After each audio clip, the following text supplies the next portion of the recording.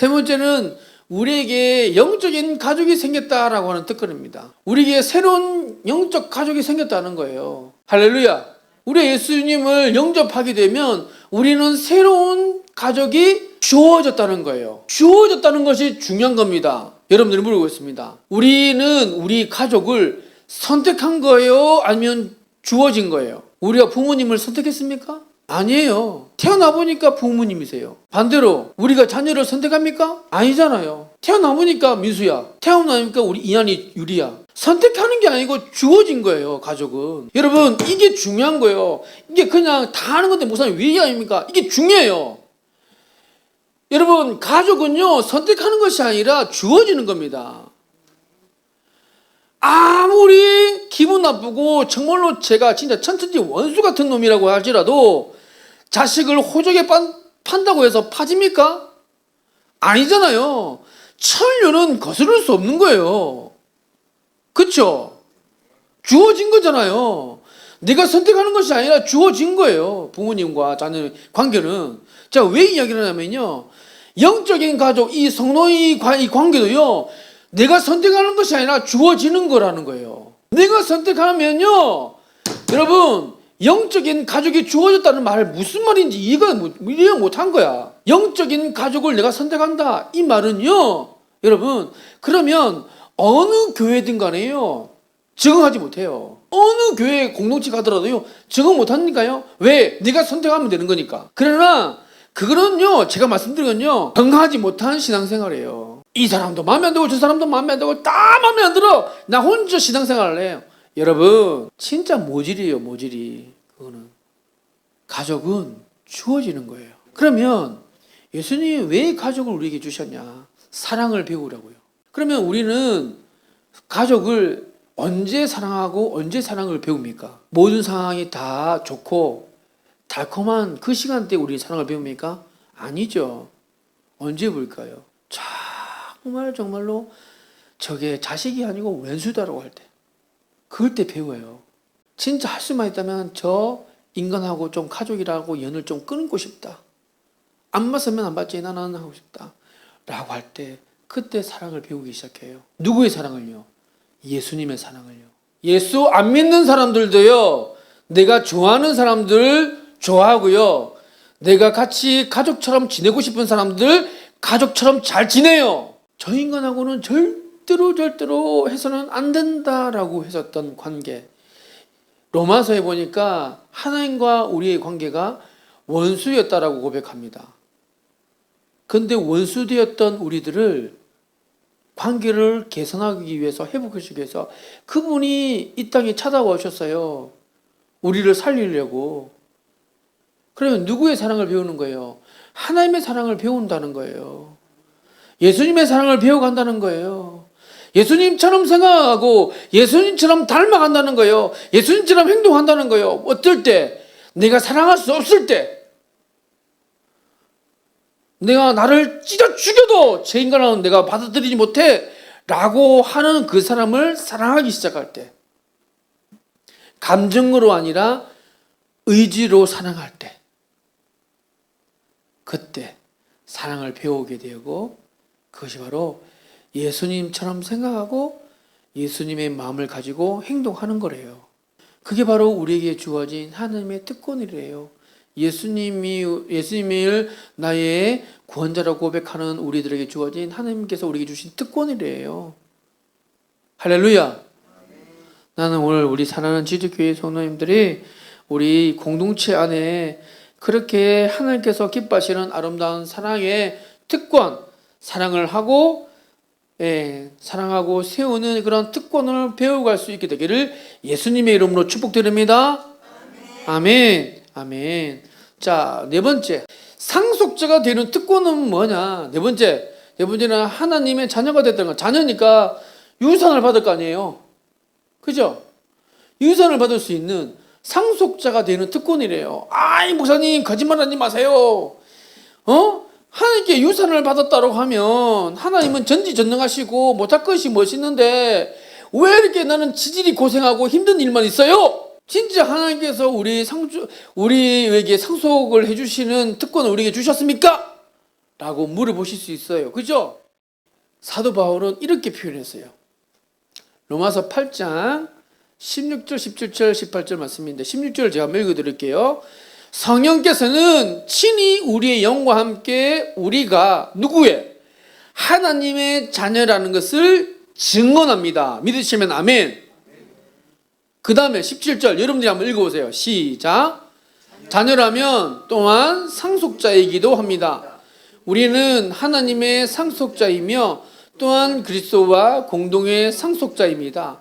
그래서 우리는 그리스도께서 누리시는 영광에 참여하기 위해 그분이 겪으신 고난에도 참여하는 것입니다. 무슨 말인지 잘 안 와닿아. 그래서 우리가 잘 들을 수 있도록, 이해할 수 있도록 18절에 다시 풀어서 이야기합니다. 18절 우리 함께 같이 한번 읽어보겠습니다. 시작. 나는 현재 우리가 겪는 고난은 장차 우리에게 나타날 영광과 비교하면 아무것도 아니라고 생각합니다. 18절에 나는 현재 우리가 겪는 고난은 장차 우리에게 나타날 영광과 비교하면 아무것도 아니라고 생각합니다 라고 하는 이 말이 진짜 우리에게 이해될 수 있도록 설명하신다고 말씀하신 것은 뭐냐면, 자 보세요. 이 땅에서 실망스러운 것 있습니까? 없습니까? 있어요. 낙심하게 하고 절망하게 하는 것 있어요. 그렇게 되어질 때 그때 그것을 보고 한탄하고 실망하고 두려워하고 절망하지 말고 하늘을 바라보고, 할렐루야, 하나님을 바라보고 하나님의 약속의 말씀을 붙잡고 소망하고 인내하면서 믿음으로 견뎌내라는 것입니다. 이 땅에 있던 어떤 일로 내가 바라는 대로 되어지지 않고, 여러분 우리에게 돈이 필요합니다. 그렇죠? 우리 돈이 필요해요. 건강도 필요하고요. 믿지 않는 사람들에게 관계도 필요해요. 그렇죠? 필요하지 않은 그런 거 하면 필요 없어, 다 쓸데없어, 다 버려, 이런 말이 아니에요. 제 말은 우리 필요합니다. 그러나 제가 말씀드리는 건 뭐냐면 거기에 소망을 두지 말라는 거예요. 돈에 소망을 두지 말라는 거예요. 할렐루야. 인생의 성공이 우리에 필요할 수 있습니다. 근데 이 세상의 성공에 대해서 목숨 걸지 말라는 거예요. 소망 두지 말라는 거예요. 그러면 우리의 소망을 어디에 둡니까? 하나님께 두라. 하나님 말씀에 두라 이 말이에요. 돈은 있을 때도 있고 없을 때도 있고, 건강은 있을 때도 있을 거고 없을 때도 있고, 우리는 성공할 수도 있고 실패할 수도 있고, 그렇죠?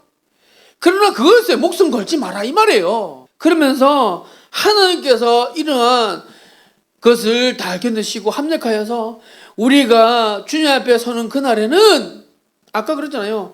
77세에 예수님을 만났대요. 77세가 되던 그 해에 8월 달에 예수님을 만났대요. 그러면서 예수를 만나고 나니까 내가 지금껏 내가 뭘 하고 살았나? 진짜 진리는 예수님이신데 내가 뭘 하고 살았나? 어? 그러면서 뭡니까? 자신에게 주어진 1년 7개월이라는 그 시간 동안 하나님께 소망을 두고 말씀 보고 기도하고 말씀 보고 기도하고 했었던 조혜련 씨의 어머니의 그 간증을 한번 들어보세요.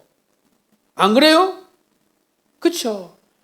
그랬더니 자기의 소원은 그렇게 바뀌었대요.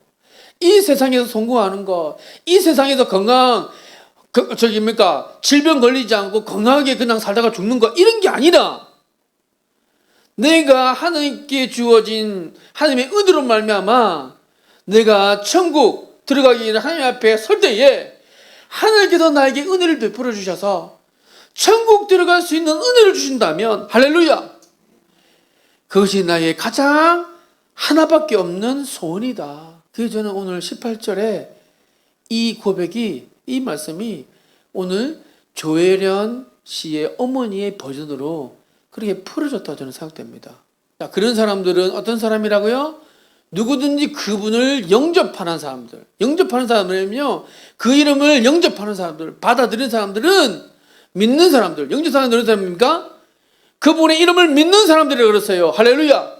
예수님의 이름을 믿는 사람들은 영접하는 사람들이에요. 그 사람들은 어떤 권세를 주셨다? 하나님의 자녀가 되는 자격, 권세를 주셨다라는 것입니다. 그렇다면 묻겠습니다. 여러분, 예수님을 영접한다는 것이 어떤 의미일까요? 예수님을 믿는다는 것이 마치 그냥 입으로 내가 지적으로 머리로 지식적으로 예수님을 믿는다라고 그렇게 입으로 고백하는 거예요? 아니면 그보다 더 큰 의미가 있는 거예요? 예수님을 입으로 고백하는 겁니까? 아니면 예수님을 입으로 고백하는 것보다 더 큰 의미가 있는 거예요? 두 번째죠. 예수님을 단순히 입으로만 고백하는 의미가 아니라 더 큰 의미가 있습니다. 예수님을 믿는다는 건. 그 의미가 뭐냐? 바로 13절에 되어 있어요. 13절을 우리가 읽겠는데요. 여러분들의 성경으로, 지금은 쉬운 성경을 봤는데요. 13절은 여러분들의 성경책으로 한번 읽어보겠습니다. 13절 시작. 이는 혈통이나 육정으로나 사람의 뜻으로 나지 아니하고 오직 하나님께로부터 난 자들이니라. 아멘? 예. 자, 이걸 왜 제가 말씀드리냐면 영접이 우리에게 어떤 체험을 하게 해주느냐?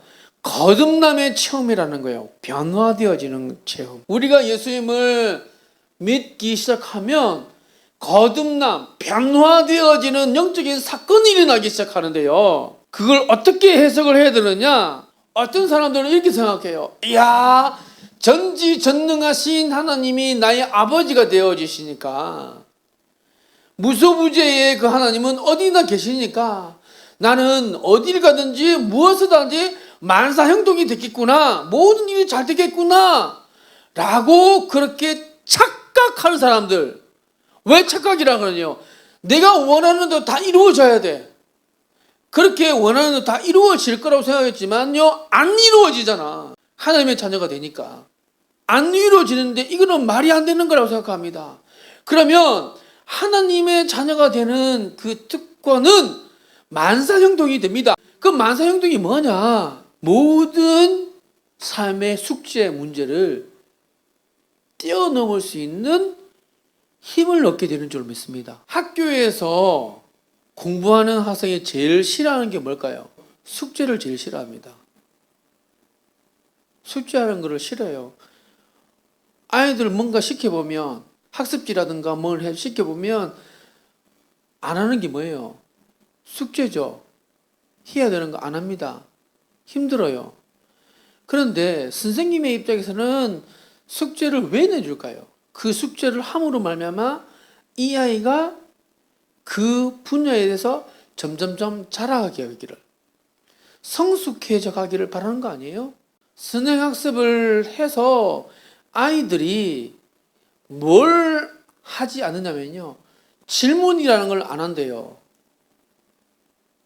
그리고 선생님들요, 가르칠 수 있는 기회가 이미 선행학습에게 다 뺏겨버리니까 질문을 안 하고 너희도 학원에서 다 배우지, 어디서 배우지 하면서 안 가르친대. 선생님이. 이게 뭔 학교예요 이게. 더 심각한 건 학생들이 질문을 안 한다는 거예요. 왜? 누가 다 해주니까. 엄마가 다 해주고, 아빠가 다 해주고, 컴퓨터가 다 해주고, 인공지능이 다 해주니까. 머리를 안 쓴대요 우리 애들이. 옛날에는 1학년 되어서야 국어, 기억, 니은, 디귿, 리을 배우고요, 1학년 들어가서 손가락, 발가락 다 세우면서 20개 그거 가지고 빼기 더하기 했습니다. 그래도 다 잘 컸어요. 애들이 질문하고 애들이 생각할 그 틈도 안 줘. 여러분, 자녀들요, 망치는 길이에요. 다 잘해주는 거, 다 해주는 거. 망치는 길이라니까요. 아이들이 잘할 수 있도록 기회를 줘야 되는데 기회조차도 여러분이 다 해버리잖아요. 망치는 길이라니까요. 그런 의미에서 왜 하나님께서 우리로 하여금 고난을 겪을 때 내버려 두시냐? 우리가 몸부림치면서 배우는 건 뭐예요? 아, 진짜 우리의 소망은 하나님이시구나. 진짜 우리의 힘은 하나님이시구나. 우리의 진짜의 도움은 하나님부터 오는 것이구나 라는 걸 배우게 되는 거예요. 그걸 배울 수 있는 기회를 왜 그냥 냅두려 두는 거예요? 인생의 숙제.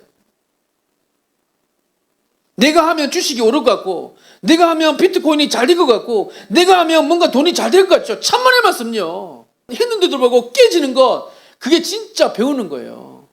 아, 돈은 있다가도 없어지고 있지만 또 다시 생기고, 그러면서 주시는 이도 하나님이시고 가져가시는 이도 하나님이시고, 하나님은 살아계시는 것을 배우는 것이 인생의 숙제 아니에요? 그러면서 그러면서 예수님을 믿는다라고 하는 것은요, 이거예요. 이 세상을 더욱더 사랑하고 이 세상의 성공을 바라는 것이 아니라 적어도 초대교회의 성도님들이 그들이 경험했던 그 예수님을 믿는다는 것은요, 이 세상에 소망을 두지 않겠다는 것을 배우기 시작하는 거예요. 이 세상을 더욱더 사랑하지 않겠다고 하는 것을 배우기 시작해요. 사업의 성공, 인간적인 것도 성공, 이런 것이 필요하긴 하지만 그게 소망을 두지 않겠다는 거예요. 누구한테만, 예수님께만, 하나님께만 소망을 둔다 이 말입니다. 아멘. 한국의 길을 걷고 있는 예수라고 하는 책을 쓰신 선교사님이 계세요. 이분이 1916년부터 1960년대까지 한국에서 직접 오셔서 선교사로 활동하셨던 분이세요. 그분이 선교사로 있으시면서 쓰셨던 글을 모아서, 이분은 이제 고인이 되셨지만 하늘나라 가셨어요. 하늘나라 가셨지만 이분이 써놓으셨던 그 글들을 모아가지고 책으로 낸 것이 바로 한국의 길을 걷고 있는 예수라고 하는 책이에요. 여러분들이 혹시 많이 되면 꼭 이런 책을 한번 읽어보세요. 어려운 책 아니에요. 그냥 쉽게 그냥 읽을 수 있는 그런 책이에요. 읽어보시면 제가 참 은혜가 되는데요.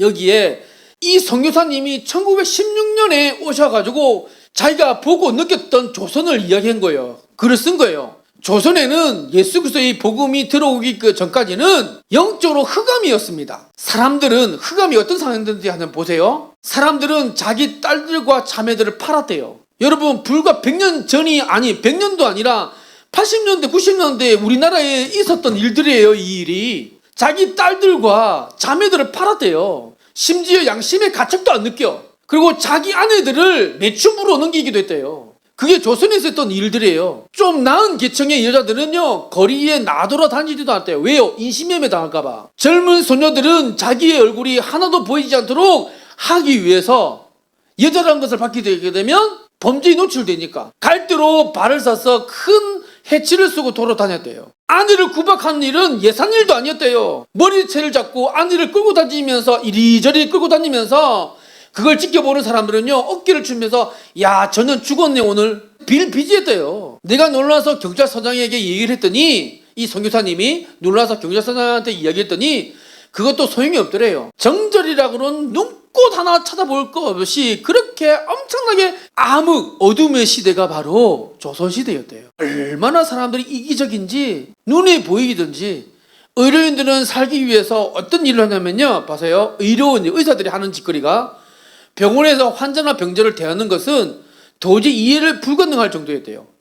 치료비를 내지 않으면 죽게 내버렸대요. 조선시대입니다. 불과 100년도 채 안 되는 이 땅에서 벌어졌던, 자행됐던 이야기예요. 문둥병자들이 거리를 돌아다니고요, 없는 자들은 거지가 됐대요. 아시잖아요. 우리가 1670년대, 60년대, 70년대 어떻게 살았는지. 저는 경험하지 못했지만 여러분 우리 선배님도 다 아시잖아요. 어떻게 살았는지. 거지가 반 이상이었대요, 우리나라. 근데 복음이 들어오니까 어떤 일들이 나냐. 진짜 제가 최근에 이제 하고 싶은 얘기 있어요. 양화진이라고 하는 그 선교사님들의 묘지에 꼭 한번 가봤으면 좋겠어요. 올해 지나가기 전에. 엄청나게 다른 자기 고국에서 잘 나가는 2등 가면 서러울 정도로 그렇게 지식과 능력이 많았던 그 선교사님들이 와가지고 전염병이 걸려서 30세도 못 넘기는 그 젊은 나이에 죽어가면서요, 이 나라 어떻게 복음을 전하기 위해서 의사로 그렇게 자신들의 목숨을 버리고요, 자기 자녀들도 하는 그런 선교사님들, 이런 선교사님들이 들어오기 시작했어요. 그래서 복음을 전하고 복음을 받아들이니까 어떤 일이 일어나냐 들어보세요. 우리 믿음의 선배님들은요, 이렇게 살아서요, 신사참배를 거부했대요. 예수 믿는다는 건요, 신사참배를 거부하는 거예요. 내가 하나님을 믿는데 왜 내가 일본 천황한테 내가 절을 하느냐. 예수 믿는다는 건 그거예요. 온갖 고문을 당하면서도 신앙을 지켰던 우리 신앙의 선배들, 그 신앙의 선배들이 나오기 시작했어요. 복음을 경험하니까. 이 조선이라고 하는 땅에 복음의 빛이 비치지니까 어둠이 사라지기 시작하니까 평양에서 대붕이 일어났어요. 평양에서요. 1907년에 대붕이 있는데요, 그때 아까 얘기했던 자기 딸도 팔아먹고 자기 마누라도 팔아먹던 그 인간들이 하나님, 내가 철저하게 해결합니다, 잘못했습니다, 용서를 구합니다 하면서 도박하던 그들이 도박을 끊어버리고 술, 담배 다 끊었어요. 예수 믿는다고. 이런 거 아니에요, 여러분? 예수 믿는다는 건 권상당들이 박해를 받으면서도 죽음을 불사르고 신앙을 지켰던 우리의 신앙의 선배들의 이야기가 믿음의 이야기였어요. 예수님을 받아들이니까. 자기 아들을 죽인 공상당, 자기 아들 2명을 죽였어요. 총으로 총살해서 죽여버렸어요. 근데 그 죽인 그 원수 같은 인간을 자기 양아들로 받아들였어요. 누굽니까? 손양원 목사님이에요. 손양원 목사님의 친딸이 자기 아버지가 쓴, 손양원 목사님이 직접 쓰신 그 글을 모아가지고 책으로 냈어요. 그 내용을 보니까 어떤 얘기냐면, 자, 들어보세요. 목사님이 그 양아들로 받아들이긴 했지만 친아들 2명을 쌓아주고 죽였는데 얼마나 죽여버리고 싶겠어요. 아침 밥상이 나오면서 그 아이를 보니까 막 진짜 죽여버리고 진짜 죽이고 싶은 마음이 계속 올라오더래. 그럴 때마다 십자가로 달려갔대요. 십자가로 달려갔대요. 하나님. 그러면서 뭘 봅니까? 우리가 인간적으로 생각하면 진짜 갈기갈기 사지를 다 찢어주기도 속이 시원치 않은 우리 관계를, 인간을 예수님께서 우리를 용서하시고 하나님께서 우리를 받아주시기 위해서 이 땅에 오시고 고난받으시고 십자가에 죽으셨던 그 예수님의 마음을 배우기 시작했더래요. 이 손양원 목사님이. 그게 바로 예수님을 닮아가는 거예요. 할렐루야. 이런 엄청난, 그런 뭡니까? 엄청난 이런 반전, 바로 거듭남의 변화의 이야기가 예수를 믿는다는 거예요.